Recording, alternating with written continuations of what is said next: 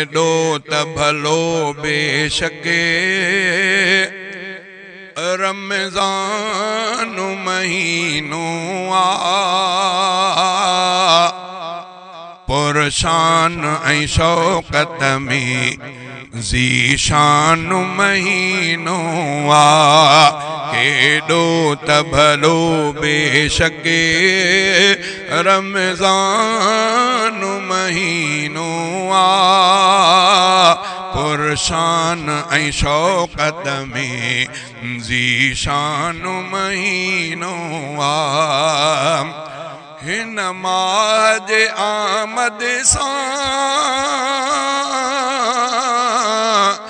दर बेहिश्त जा खुलंदा थी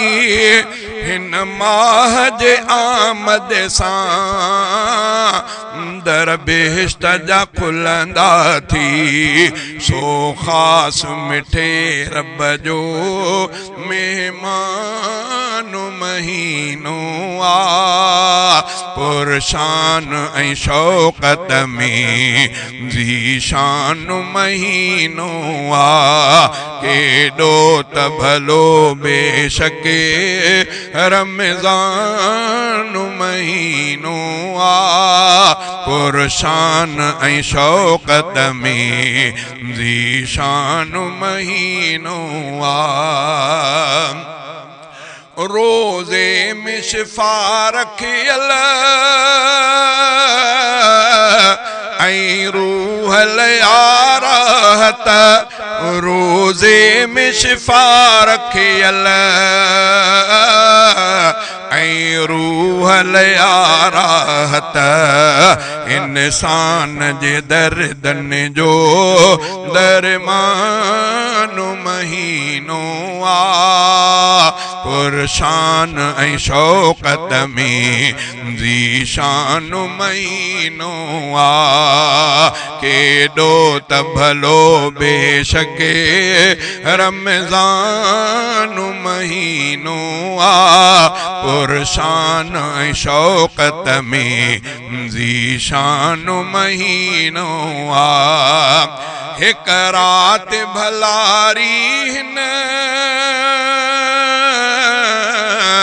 में ॾाढी निराली आ हिक रात भलारी हिन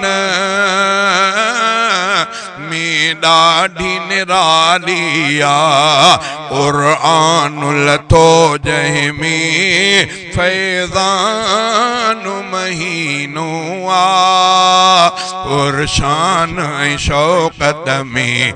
ज़ीशान महीनो आ केॾो त भलो बेशके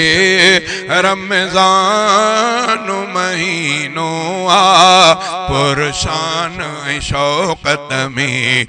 ज़ीशान महीनो आ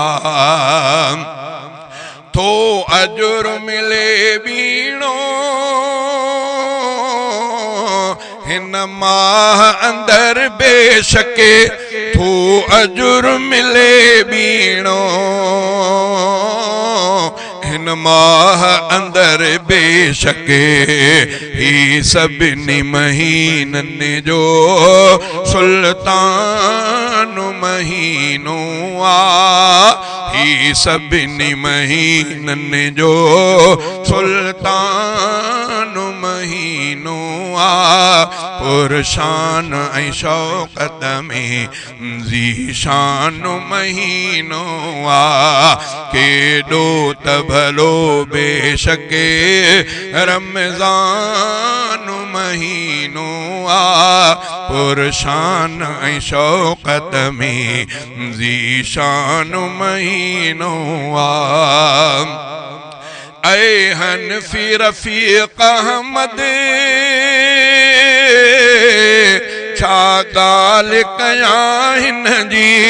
ऐ हनफी रफ़ीक़ अहमद छा ॻाल्हि कयां हिन जी जो सूम राही सुणो गुफ़रान महीनो आ पुरशान ऐं शौकत में ज़ीशान महीनो आ केॾो त भलो बेशके रमज़ान महीनो आ पुरशान ऐं शौकत में ज़ीशान महीनो आ।